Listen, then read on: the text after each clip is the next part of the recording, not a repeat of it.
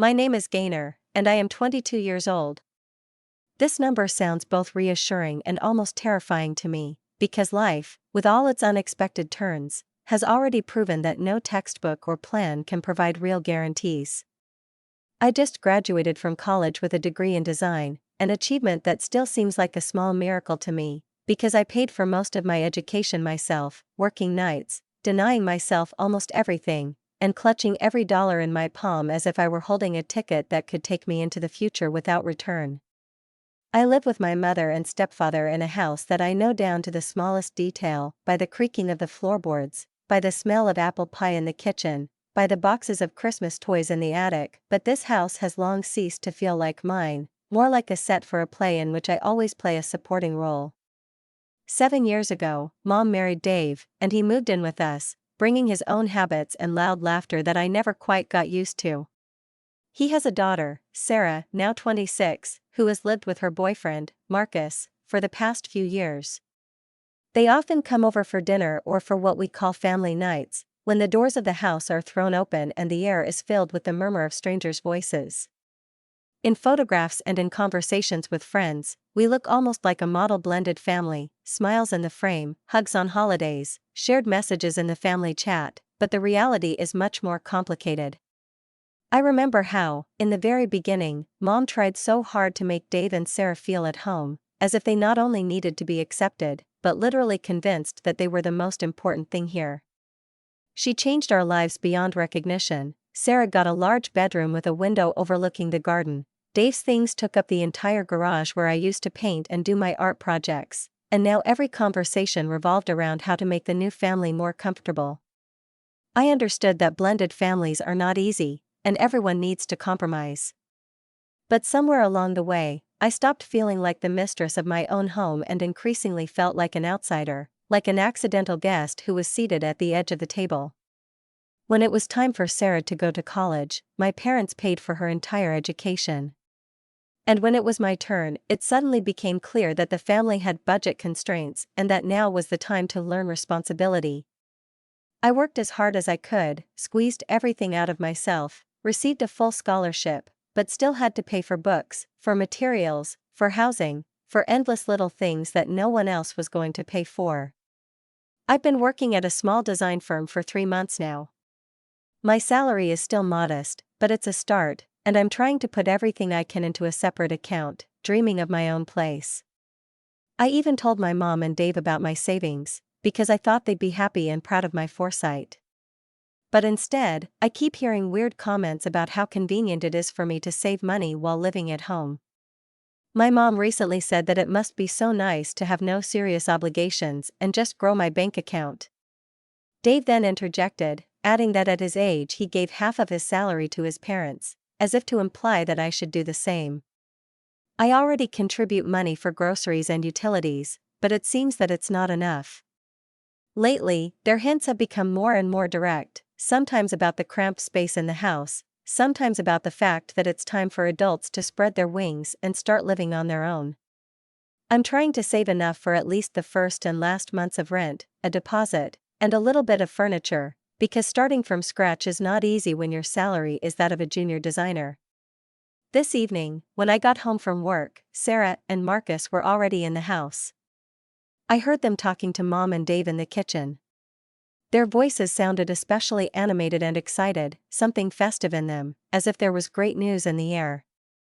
I caught snippets of it, words about some amazing opportunity, about how the timing was perfect.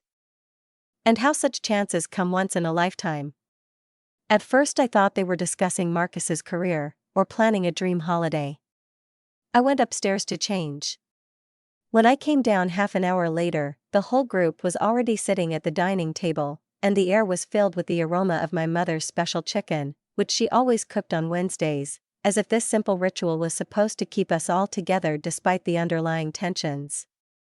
Everyone looked relaxed and content. Sarah was laughing at something Marcus had said, Mother was putting bread in a basket, and Dave was pouring himself tea, as if there was no hurry and no secrets in the house.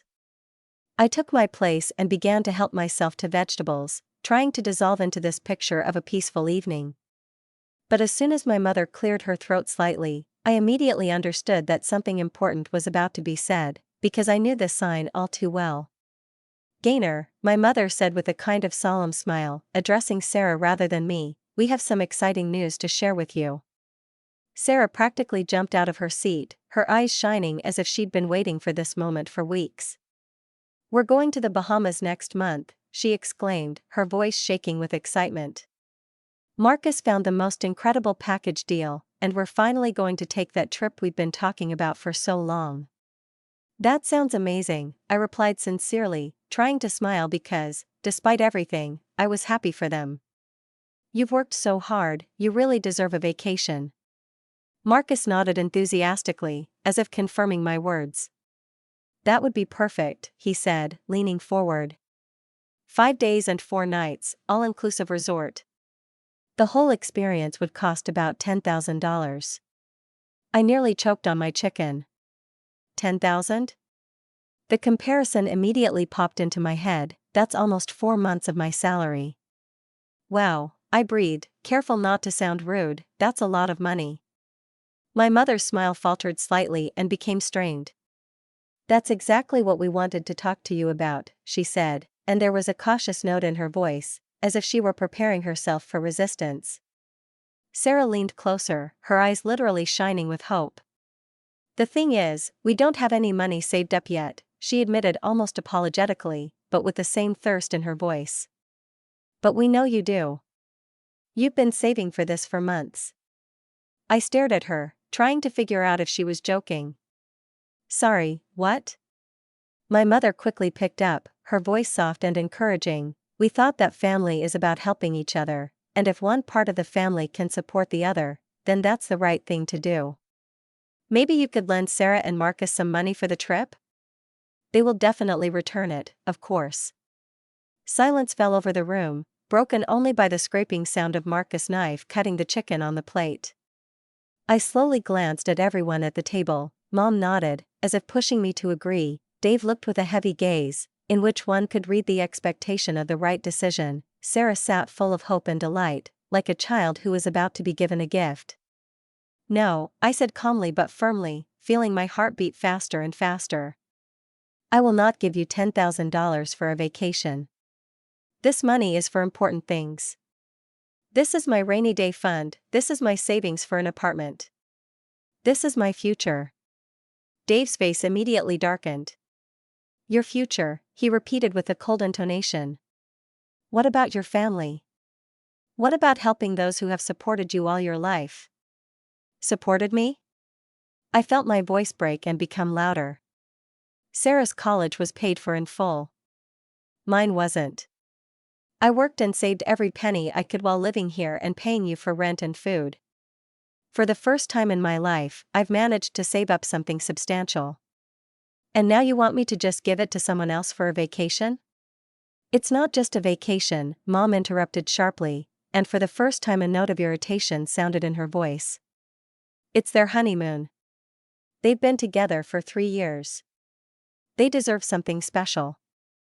"Then let them save up themselves," I answered, trying not to lose my temper, although my hands were shaking. "I'm saving too, I want something for myself, too." Dave angrily slammed his palm on the table, and the plates jumped, and Sarah's fork almost slipped out of her hands.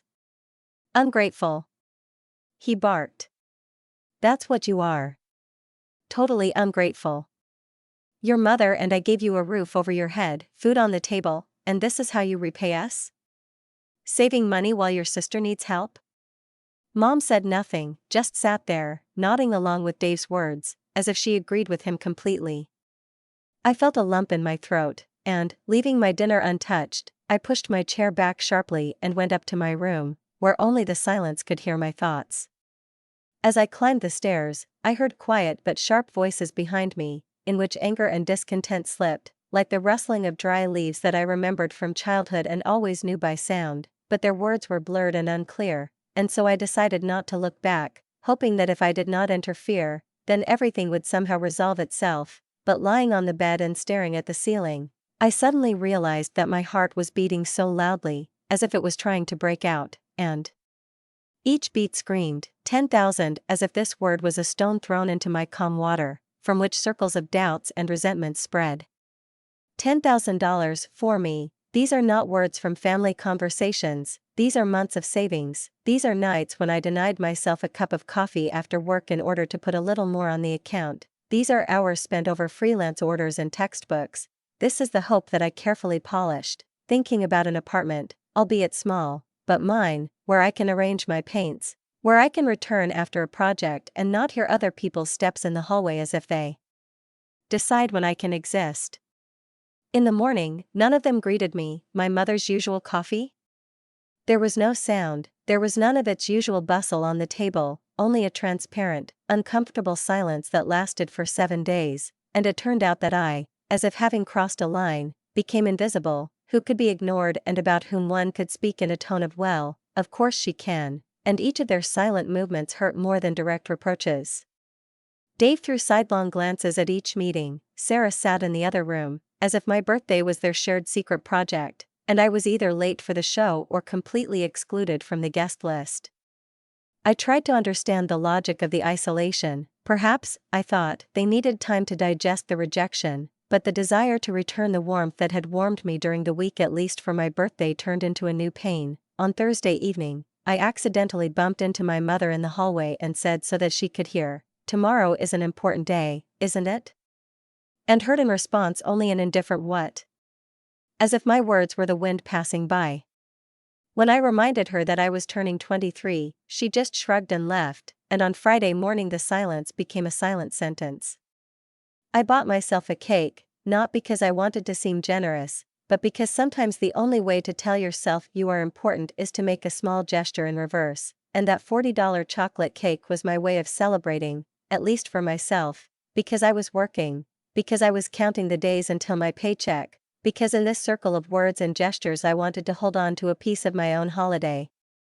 Entering the house with a box in my hands, I expected to see at least some spark, candles, a joke, at least a warm smile, but the frozen attention at the table turned out to be sharp as glass. Everyone looked at me as if I had come with an outrageous, ridiculous idea that should be immediately ridiculed, and in that second the warmth I was trying to bring turned into farce.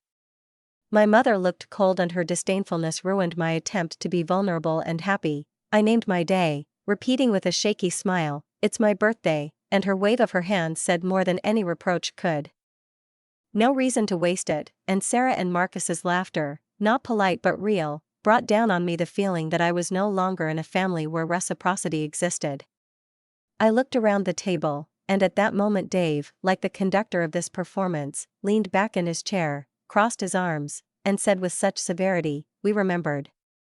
Until the moment you decided that money was more important than family," and my mother, without looking up, took a white envelope from her purse and handed it to me as if she were handing over invisibility. The envelope lay in my palm, thin, almost empty, and something rustled inside it. Before I looked, I already knew it was symbolic, and her voice, as she explained, was full of the pathos of beneficence. "This was supposed to be your birthday present," and then, as if adding a final note of humiliation, she said the numbers that took my breath away, $500 from Dave and me.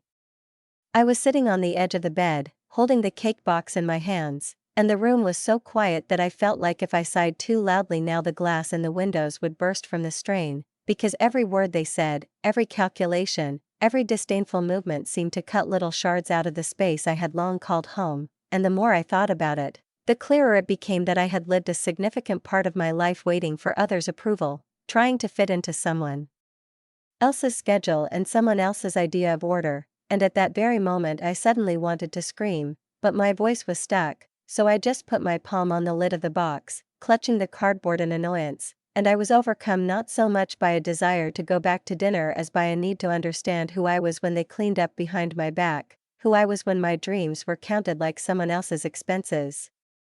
I sat for a long time and remembered how my mother used to deftly juggle our holidays so that I always felt included in the circle, albeit a small one, of comfort, and now her years of worries seemed to have switched to a different wave, and it was easier for her to give gifts to those who came into her new life, and this discovery pricked me deeper than the bang of a fork on a plate in the dining room. I thought about how my father, with all his indecisiveness and mistakes, at least once tried to contact He sends cards and sometimes money that I used to just throw away because my mother taught me not to trust his return, and that night, when there was only my breath and a box of half-eaten chocolate cake in the room, I suddenly wanted to call him, not to ask for help, but to hear a human voice and remind myself that blood is not always a sentence, and that sometimes people make mistakes and try to fix them.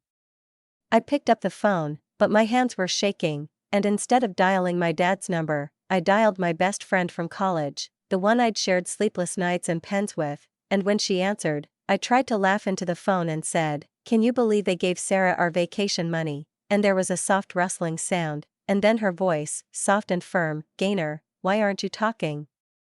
You have every right to be angry," and for the first time that evening I allowed myself to cry, not a desperate sob, but a long, quiet heartbeat that seemed to fill the place with warmth and relief at the same time, because someone on the other end of the line acknowledged my pain and didn't promise easy solutions, but simply said, "I'll come over this weekend. We'll get pizza, watch old movies, and make a plan." The plan came to me not as a grand revenge, but as a map of small steps: open a separate account, increase the transfers to it, look for an apartment with neighbors who would respect my right to silence, and most importantly, not ask permission for my happiness from those who had already decided that they can control my life. And when I said out loud in front of a friend in a light, almost mocking voice, "I'm going to move out," I suddenly realized that the spoken phrase sounded not only like an announcement, but also like a release. On Saturday, I took a few boxes bought at a sale and began to carefully fold things. Slowly, as if I were putting myself back together piece by piece, sorting through old sketches and color palettes that once believed that the world was open to my love of form and texture, I hid the box of money in the top cabinet, checked the balance, and my heart calmed down, because the sight of the numbers did not evoke fear, but a feeling of control, and control, in turn, was something like a promise. I spent Sunday with my father. We met in an old coffee shop by the park, and he, sitting down opposite me, looked not at me as an accuser, but as a man who had apologized with his rare words. And the fact that he had come, he did not ask me for forgiveness, he simply said, "I was wrong, Gaynor, but I have seen you grow up, and I am so sorry that I was far away." And in this simple admission there was no drama, only truth, which suddenly turned out to be stronger than the words that my mother threw out. And we talked about little things, about the flowers that I wanted to plant on the balcony of the new apartment, about how I dreamed of sketching my first collection for a small boutique, and his eyes shone with a quiet pride in which there were no instructions or demands.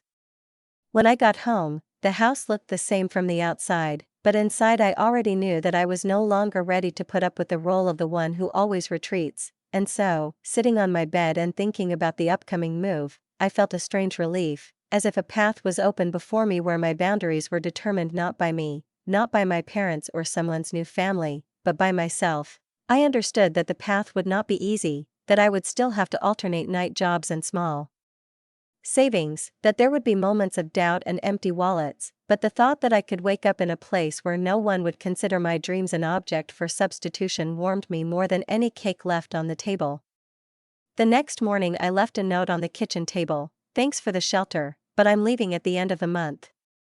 Please don't interfere with me." And though the wording might have been harsh, every sign in it was measured and honest, and when Dave tried to guilt-trip me in response, I calmly told him to his face, "I'm not taking away your love for Sarah, I'm just taking what's mine." And his response was the same old controlling melody that I didn't want to hear anymore. So I packed up the boxes and smiled to myself and thought about the losses that were yet to come, because in the end, no one was going to live my life for me. And if it meant staying up all night in the studio, making design edits until dawn, and foregoing impulse purchases, I was willing, because it would be me, not someone else's leftover favor. Yes, I was tired of being the outsider, tired of being treated like I should be grateful for basic decency, tired of watching everyone else get what they want while I worked for scraps. I stayed up all night packing, and it felt less like moving clothes from one suitcase to another than like slowly sifting through my life, going through every t-shirt and every book, every pencil and tube of paint, deciding what I was definitely going to take and what could wait until the day came when I could decorate my little place so that it smelled like my own instead of someone else's memories, calling Amy at midnight to ask, "Can I crash at your place until I find a place?" I asked, and there was no judgment in her voice, just a tired but warm, "Sure, it's nothing, come over," and I hung up with a silent gratitude, because at that moment friendship felt like a lifeline.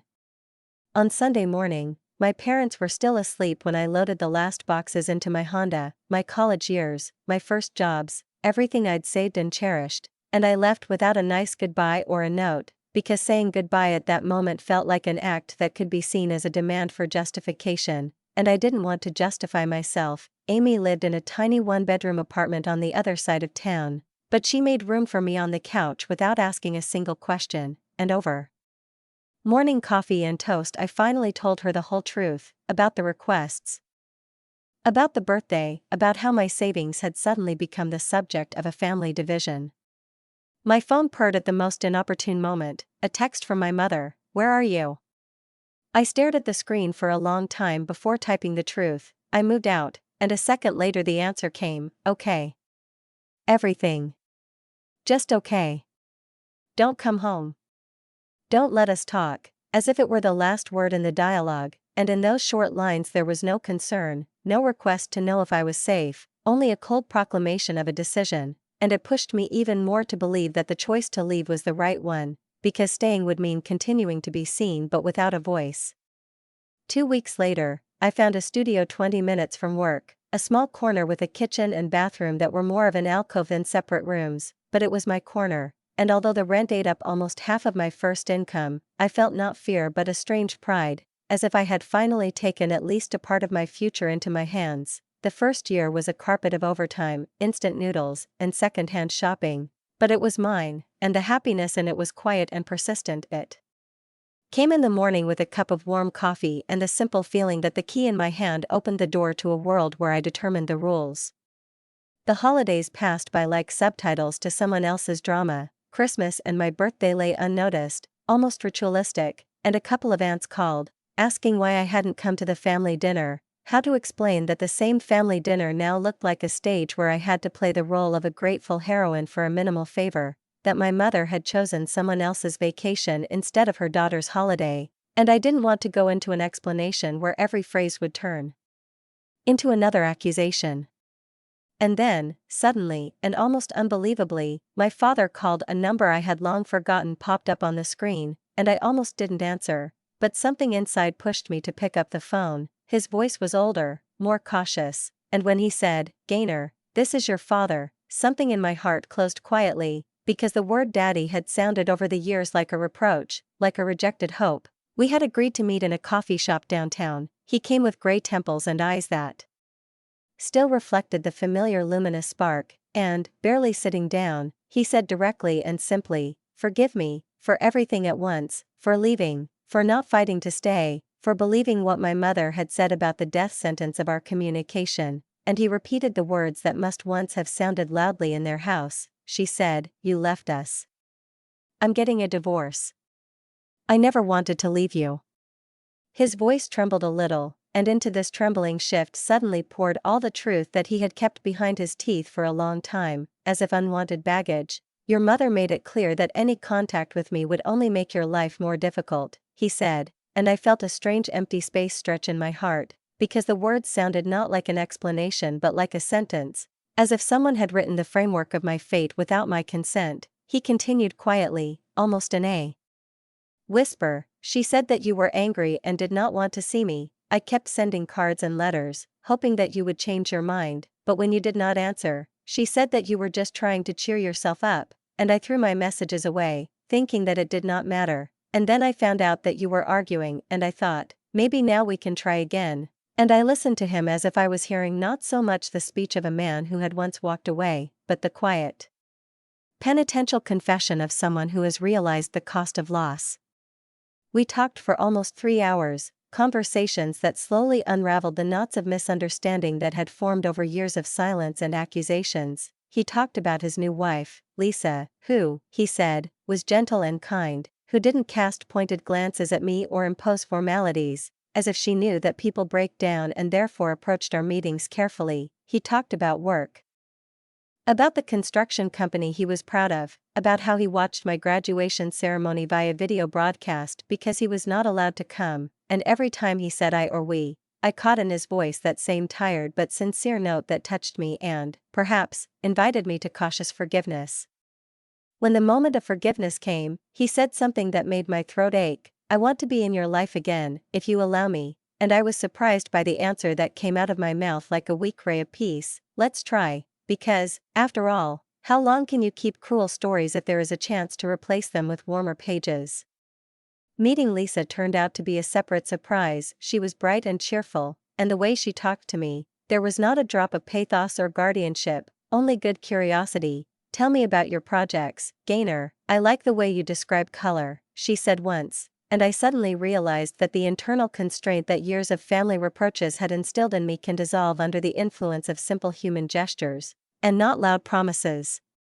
They came to me more and more often, invited me to see the house, showed me photos of some small repairs, and somehow, unnoticed, a habit crept in between us that fed my confidence. My father began to be interested in my opinion about the facade, about the selection of tiles. He asked, "How do you see this corner?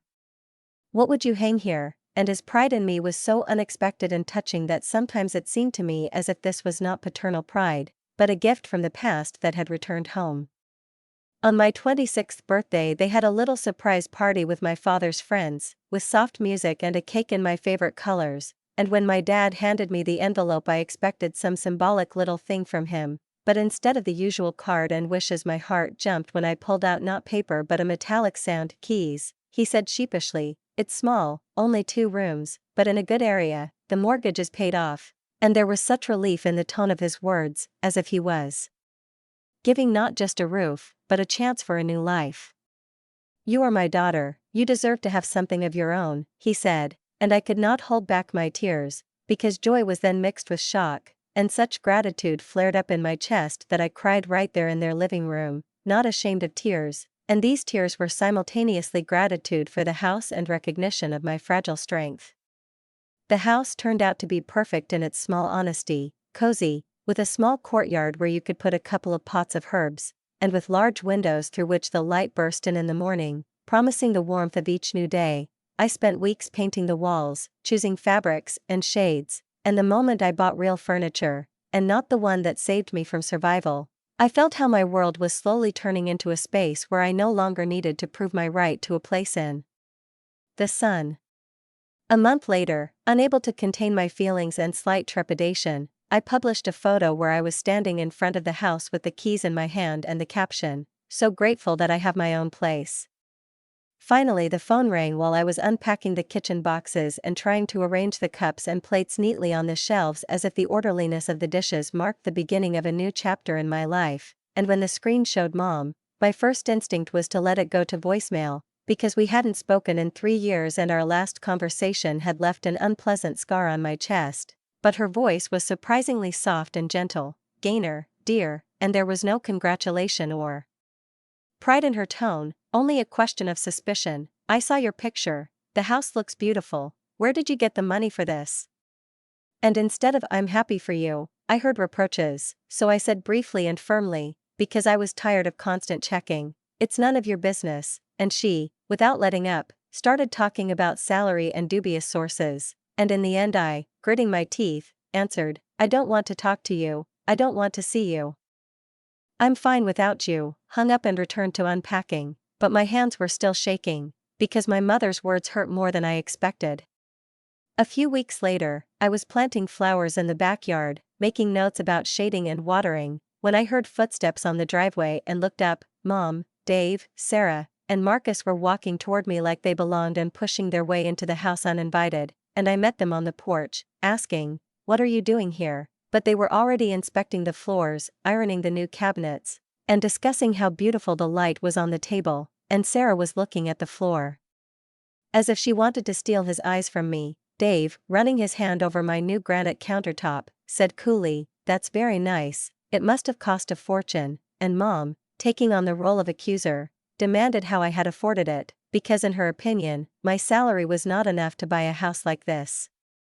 I said calmly that my father had given me the house, and at that moment my mother's face flushed bright red with anger. She hurled words at my father, calling him a scoundrel who had abandoned his family and was now coming back with money and trying to buy the world, and I felt the anger rising in me and I said, without holding back, that it was she who had chosen someone else's family over ours, that it was she who had arranged for my savings to be a point of contention, that she had treated me like garbage. Before my mother could finish speaking, Sarah, in her unexpected new role, intervened and announced, smiling through the tension, "That's all ancient history. What's important is that Marcus and I got married last year and we're having a baby. I'm 3 months along." And I stared at her for a moment and said dryly, "Congratulations," because, although the news meant a lot to her, their housing problems were not my responsibility.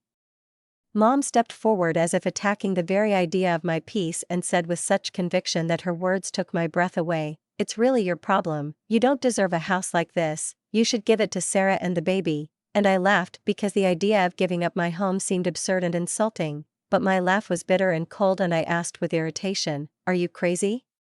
Why should I do this?" Mom didn't back down and continued in the same vein, accusing me of selfishness and of tearing the family apart. And Dave took up her pressure with an even, firm voice, and his words sounded like a sentence, "You chose money over family," and then, like a final threat, a phrase that made my chest darken, "And now you have to choose family over money." "Get out," I said, my voice shaking but only growing stronger because of it. "All of you get out of my house right now." Sarah stood in front of me, her arms folded and her chin jutting out, and her words came out with stubborn coldness, "We're not leaving until you agree to do the right thing." I pulled my phone out of my pocket, holding it to my palm as if it were a shield, and said quietly but firmly, "Then I'm calling the police." The threat got them moving faster than any argument I could have, and a minute later they were out the door, but they weren't leaving in silence. They were hurling insults at me as they went, calling me selfish, ungrateful, cold, and they seemed to enjoy finishing me off with words that hit harder than blows. I slammed the door, turned the lock, and only then allowed myself to exhale, and the first thing I did was dial my father's number. "They want me to give Sarah the house," I told him, feeling my throat tighten with humiliation. "They really think I should just give in because she's pregnant." My father listened in silence, then calmly replied, "Document everything. If they keep coming after you, we'll need proof." And they did. For almost a month, my phone didn't stop ringing, voicemails from my mother with endless reproaches about family duty and guilt, long messages from Sarah, where she plaintively but forcefully spoke about how I was ruining her child's future, and sometimes Marcus left short notes accusing me of heartlessness. Their words repeated themselves like a mantra: selfish, greedy, cold, envious, a terrible person who deserves nothing good. Sometimes their tirades escalated into outright threats, hints about what might happen to me if I didn't do the right thing. I did everything as my father said. I saved every message, took screenshots, forwarded the recordings to my email so that nothing would be lost. When I finally collected a whole archive of this pressure, I sent everything to the lawyer my father hired. He acted quickly. He wrote an official letter demanding an immediate end to the illegal actions. And in essence it said one thing: leave me alone or face real consequences for threats, harassment and an attempt to appropriate someone else's property. The letter was sent by registered mail and duplicated by email so that there was no doubt that they received it. A week later, everything was quiet. Complete, almost frightening silence. No calls, no messages, not even a hint of a presence in my life. Apparently, the prospect of real responsibility was more frightening for them than the need for someone else's house. 6 months have passed since then. I still live in my small house, where the sun gently pours through the windows in the morning, illuminating the walls that I painted myself, and where everything is in its place, because this is my order and my life. I still go to work at the design firm. I still have dinner on Sundays with my father and Lisa, who accept me the way I always dreamed of being accepted, with warmth, with interest, without conditions. My life has become quiet and calm, and, most importantly, it has become mine. Sometimes, through mutual friends, I hear that Sarah has had a girl, and my mother now tells everyone the story of how I left the family for money, pretending to be a victim of circumstances and acting as if she has no idea why I cut off contact with them. But I no longer make excuses or explain. Those who are important know the truth. Those who are not important can believe whatever they want. I'm 27, and only now do I understand what it means to be truly needed and valued. My father is interested in my work, remembers the names of my friends, is proud of my successes. Lisa sends me new recipes, funny pictures, and always reminds me that I am a part of their lives. Sometimes I catch myself thinking about what would have happened if 3 years ago I had given Sarah the money that I barely had back then. I would probably still be living in my old nursery, still feeling like a secondary person in someone else's house, watching everyone around me get what they want, and I get nothing. But instead, I am here, in my home, in my life, surrounded by people who truly love me and care about me. I chose myself. And it turned out to be the best decision I ever made.